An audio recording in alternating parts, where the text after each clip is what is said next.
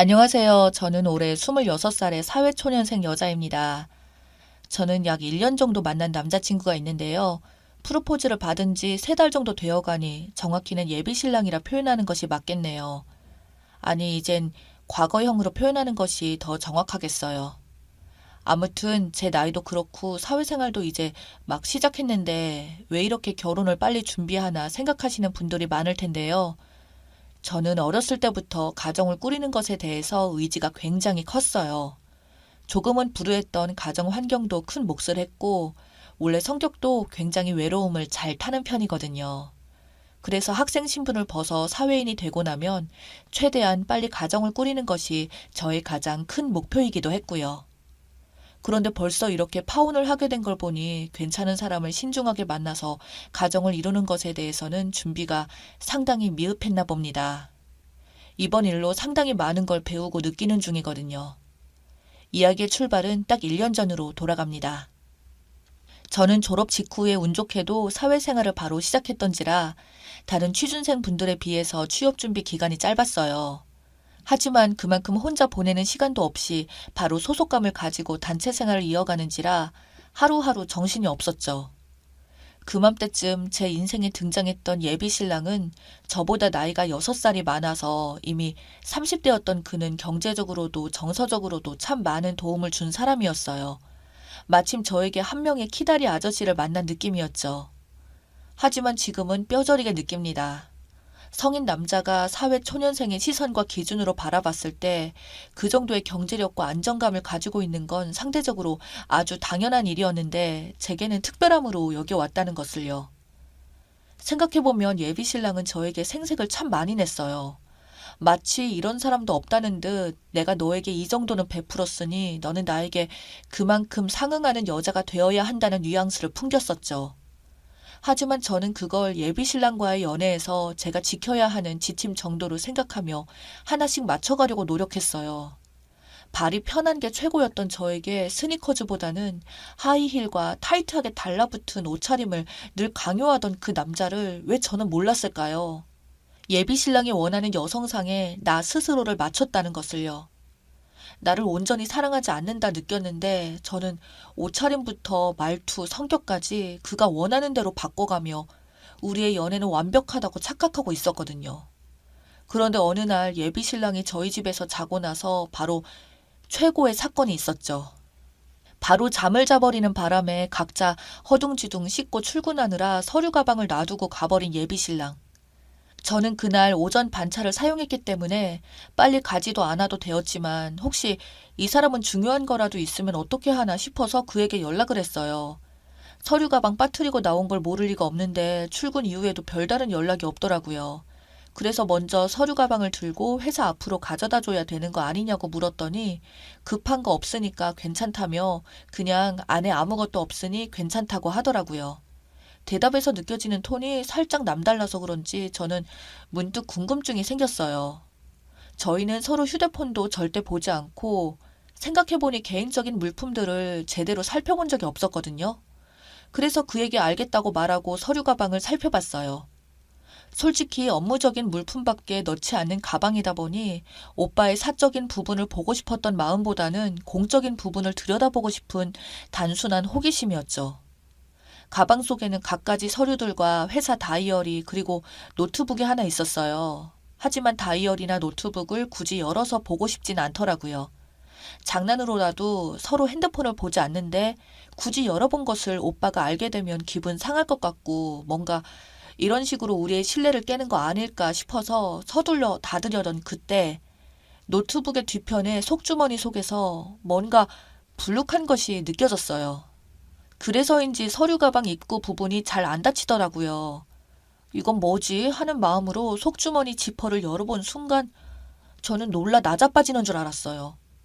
사적으로 매는 가방도 아니고 회사에 들고 다니는 서류 가방 속 주머니에서 나온 건 다름 아닌 여성용 기구였거든요. 보자마자 머릿속에 정말 수만 가지 생각이 들었어요.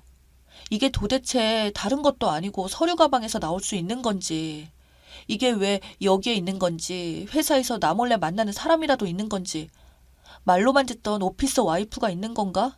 아니면 만난 지 얼마 되지도 않은 내가 혹시 세컨드는 아닐런지. 생각이 꼬리에 꼬리를 물면서 정말 그날 하루를 어떻게 보냈는지 생각도 안 나요. 가까스로 출근을 했고 어떻게 지나갔는지도 모르게 업무를 마치고 집으로 돌아왔죠. 퇴근 시간이 저보다 30분 늦은 예비 신랑이 정말 빛의 속도로 저희 집에 도착했어요. 얼마나 운전을 빨리 한 건지 평소보다 한 15분 이상은 빨리 도착하더라고요. 들어오자마자 내 가방은? 하고 묻는 그의 표정을 보았는데, 아, 이 사람은 자기 가방에 뭐가 들었는지 잘 알고 있구나. 그래서 저렇게 안절부절하면서 찾아온 거구나 하는 느낌이 딱 오더라고요. 서류 가방에 아무것도 없다면서 뭐 이렇게 급하게 찾아? 아니, 내일도 혹시 또 까먹을까봐 미리 차 안에 넣어두려고 그러지. 제 침대맡에 올려둔 가방을 보자마자 표정이 확 풀린 그가 웃으며 말을 하는데 정말 침이라도 뱉고 싶다는 생각이 들었어요. 하지만 저는 보란 듯이 문제의 기구를 베개 밑에서 꺼내들었죠. 제 손에 들린 그것을 보자마자 사색이 된 예비 신랑. 하지만 그것도 잠시 이내 정색을 하더군요. 내 가방 뒤졌니? 지금 오빠가 그게 할 소리야? 내 가방 뒤졌냐고. 그렇게 나이 차이가 많이 나는 사람을 만난 건 처음이지만 살아오면서 다른 남자친구들은 몇 명 있었어요. 무언가 잘못했을 때마다 저렇게 적반하장으로 나오는 남자친구들 역시 있었고요. 이 사람도 결국 똑같구나 하는 마음이 들면서 저는 눈이 확 돌았어요. 내가 오빠 가방만 뒤진 것 같아?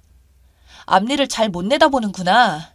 라는 말이 끝나기도 무섭게 저는 제 방 책상에 올려둔 핸드폰을 낚아채서 화장실로 들어갔어요.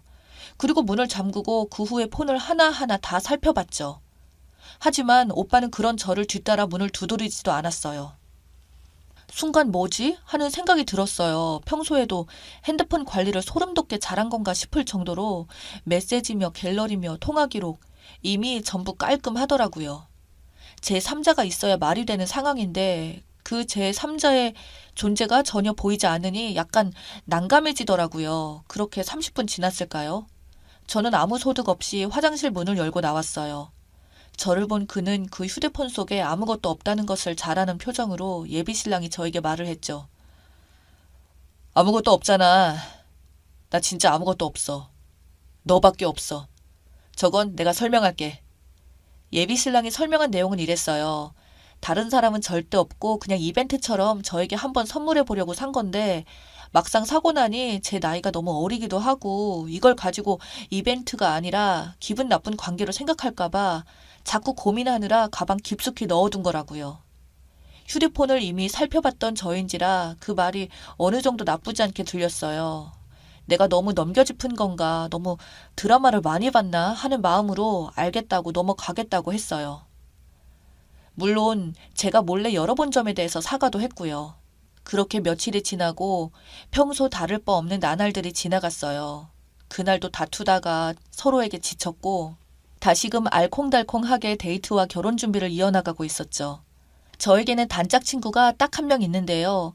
이 친구에게만큼은 정말 미주알 고주알 모든 걸 공개하다 보니 얼마 전 카페에서 만났을 때 얘기를 하게 되었어요. 정말 크게 오해할 뻔했다는 식으로요. 하지만 이 이야기를 들은 친구의 반응은 사뭇 남달랐어요. 나도 완전 흥분한 상태여서 미안해하는 것도 없이 갤러리며 통화 기록이며 싹 다 살펴봤는데 아무것도 없더라고.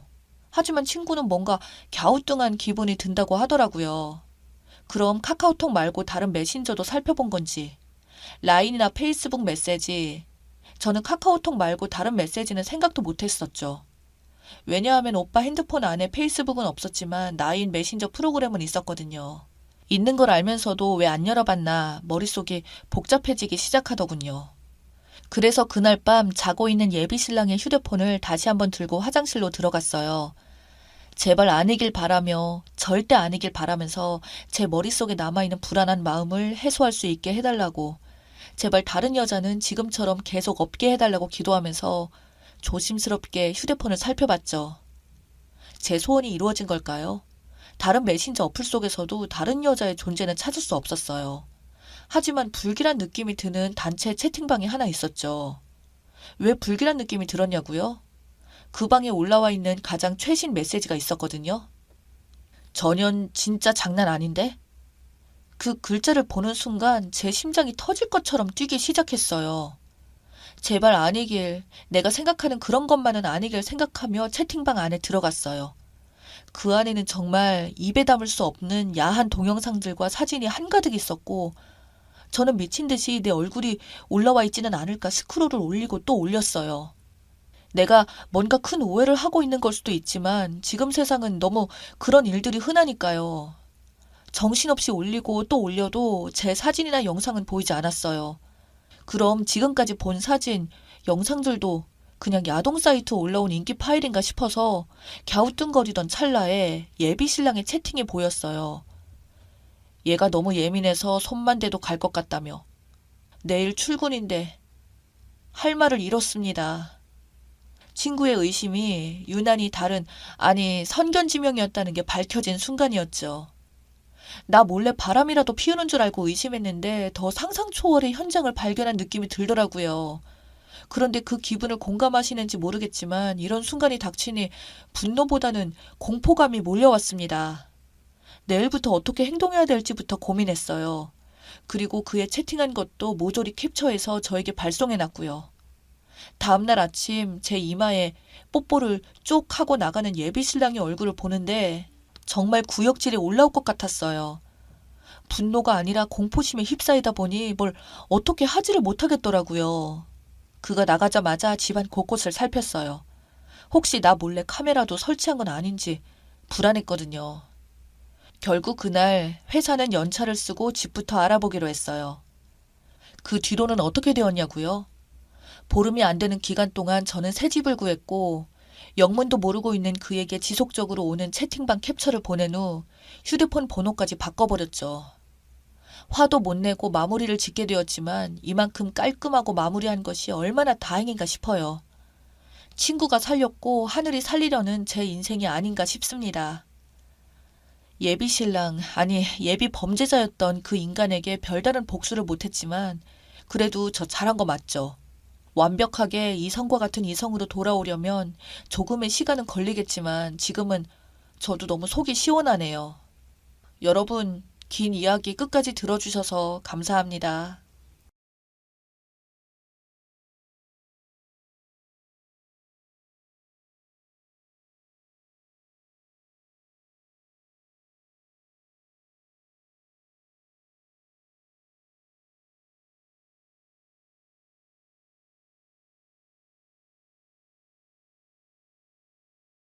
안녕하세요. 저는 30대 중반 남자입니다. 저는 1년 전까지 사귀던 사람이 있었습니다. 얼굴은 그렇게 예쁜 편은 아니었는데 책임감이 강하고 신중했습니다. 한눈에 반하거나 그런 건 아닌데 대화를 하다 보니 대화가 잘 통했고 금방 친해지게 되었습니다. 누가 먼저라고 할 것도 없이 사귀게 되었고 대화하는데 시간 가는 줄 모르고 대화를 할 정도로 대화가 잘 통했습니다. 한동안은 말이죠. 하지만 전 그런 전 여친과 헤어진 뒤로 지금 다른 사람을 선뜻 만나지를 못하고 있습니다. 사람을 믿을 수가 없네요. 너무 무서워서요. 전 여친은 대기업에 다니고 있었고 그 안에서 꽤 인정받는 팀장급이었죠. 저는 공기업 구직 중에 있었고 계약직에서 곧 정규직 전환을 앞두고 있었습니다. 대학원 공부를 하느라 취업이 늦어졌지만 정규직 전환을 앞두고 있어서 크게 문제될 것이 없었습니다. 그런 여자친구에게는 여동생이 하나 있었는데 늘 골칫거리라고 종종 이야기를 하곤 했었습니다. 엄마 말을 잘 안 듣는다고요. 엄마 말 잘 안 듣고 제멋대로라고 그래서 문제라고 하더라고요. 제가 듣기로는 별 문제 없는 그냥 평범한 사람 같았는데 집안에 골칫거리라고 가족들이 모두 여동생 때문에 스트레스를 받는다고 말을 자주 했었습니다. 지금 생각해보면 모든 것을 엄마가 결정하고 그대로 해야만 하는 것인데 여동생은 그렇지 않아서 마음에 들지 않았던 것 같습니다. 그때 잘 파악했어야 했는데 제가 뭐에 홀렸는지 그때는 그냥 마냥 좋기만 하더라고요. 지금 생각해보면 판단력이 흐려졌던 게 아닌가 싶습니다. 대화 중 여자친구가 집안 분위기 이야기를 여러 번 했었는데 말이죠. 그렇게 나이도 있고 한 1년 가까이 사귀니까 각자 집안에서 결혼 이야기가 나왔습니다. 결혼 이야기가 나오면서 서로 각자의 가족에게 인사도 별 문제 없이 잘 지냈었는데 어느 날 큰 문제가 발생했습니다. 제가 정규직으로 전환되기로 했는데 전환이 되지 않은 것이죠. 당연히 전환이 될 거라고 생각했었는데 회사에서는 기간이 잘못 계산되었다며 몇 개월 더 근무를 하고 전환이 될 것 같다고 했습니다. 저는 그게 그렇게 큰일인지 미처 몰랐습니다. 제가 하는 일이 전문성을 요하는 일이고 말만 계약직이지 월급이나 모든 것이 안정적이었기에 크게 걱정이 되지 않았습니다. 회사에서 이미 인정도 받고 있어서 몇 달 후 정규직 전환이 확정이라 큰 의미도 없었죠. 저는 그랬지만 전 여친은 굉장히 충격을 받은 것 같았습니다. 아니, 정확히 말하면 전 여친 어머니가 충격을 받은 거죠. 이 사실을 알게 된 후 전 여친은 난리가 났습니다. 어떻게 기간 계산이 잘못될 수 있느냐, 이건 심각한 문제다라며 제게 심하게 화를 내더라고요. 그래서 제가 잘 설득했습니다. 그래봐야 2, 3개월이고 그 뒤 전환이 확정적이라고요. 하지만 전 여친은 안절부절 하더라고요. 이 사실을 엄마에게 어떻게 말해야 할지 모르겠다고요. 엄마가 절대 이해를 못할 것이라며 손톱을 계속 물어뜯더라고요. 전 여친은 무엇인가 불안하거나 뜻대로 되지 않으면 손톱을 물어뜯는 버릇이 있었는데 그날따라 굉장히 불안해하면서 손톱을 계속 물어뜯는데 저는 이게 무슨 상황인지 이해가 안 되더라고요. 그런 전 여친에게 제가 말했죠. 그럼 어머니한테 지금 말하지 말고 2, 3개월 후에 말하라고요. 그때쯤이면 확실하니까요. 하지만 그런 제 말에 전 여친은 그럼 엄마한테 거짓말을 하라는 거야? 당신이 뭔데 우리 엄마랑 내 사이를 갈라놓으려고 해. 난 지금껏 단 한 번도 우리 엄마한테 거짓말을 한 적이 없어. 라며 흥분을 하더라고요. 그때부터였던 것 같습니다. 제가 무엇인가 잘못되었다는 생각이 들었던 것이요. 갑자기 소름이 돋더라고요. 하지만 그때는 전 여친을 좋아하는 마음이 더 컸기 때문에 우선은 전 여친을 달랬습니다. 그날 그렇게 전 여친을 보내고 그 뒤에 큰 문제가 없이 잘 지내는 듯 했습니다. 넌지시 어머니께 어떻게 말씀드렸는지 물었지만 그다지 말을 하고 싶지 않아 해서 저도 더 이상 물어보진 않았습니다. 그렇게 한 달쯤 지났을 때 친구에게 전화가 왔습니다. 혹시 둘이 헤어졌냐고요. 친구에게. 무슨 말이야. 한두 달 후에 정규직 전환 발표나면 바로 결혼 날짜 잡고 결혼할 거야. 라고 말을 했는데 친구의 목소리가 이상합니다. 무슨 말인가를 하려다 말고를 반복합니다. 그래서 제가 친구에게 솔직히 말해달라고 했습니다. 그랬더니 친구가 정말 어렵게 말을 꺼내더라고요. 거리에서 제 여친을 봤다고요. 그런데 어떤 남자와 둘이 걸어가더라는 겁니다. 그래서 제가 잘못 본 거 아니야? 그럴 리가 없는데? 라며 약간 흥분한 상태로 말을 했습니다. 그런데 친구가 대답을 안 해요. 그냥 한숨만 쉬는 겁니다. 그것도 그럴 것이 전 여친을 소개해준 친구였으니 사람을 잘못 볼 수가 없었던 것이죠. 그리고 전 여친을 뒤따라가면서 다시 확인까지 했던 것이죠. 저는 도대체 이 상황이 이해가 되질 않더라고요. 정말 잘 지냈었습니다. 전 여친에게 정말 잘해줬었거든요. 집안에 일이 있다고 하면 전 여친 부모님 모시고 같이 이동해주고 여동생이 전 여친보다 먼저 결혼을 하게 되었는데 결혼 준비할 때도 전 여친 어머님 차에 모시고 도와드리며 같이 다녔었습니다. 전 여친 여동생 결혼 선물도 정말 정성껏 준비해서 주기도 했습니다. 덕분에 전 여친 여동생과는 많이 친해지게 됐고요. 전 여친 어머님 또한 저를 싫어한다는 느낌보다는 아 하나 생겼다고 매번 말씀하셨기 때문에 저는 곧 결혼만 하면 되겠구나 싶었습니다. 그런데 다른 남자를 만난다니요. 그럴 리가 없다고 생각했습니다. 바로 전 여친에게 전화하여 상황을 물어볼까 하다가 참았습니다. 그때 제 마음은 많이 복잡했습니다. 지금껏 공부만 하다가 처음으로 결혼을 하고 싶다고 느끼게 해준 사람이었습니다. 정말 저는 그 사람에게 최선을 다했었고 전 여친 또한 저 같은 사람은 처음이라며 늘 받기만 해서 미안하다고 할 정도였습니다.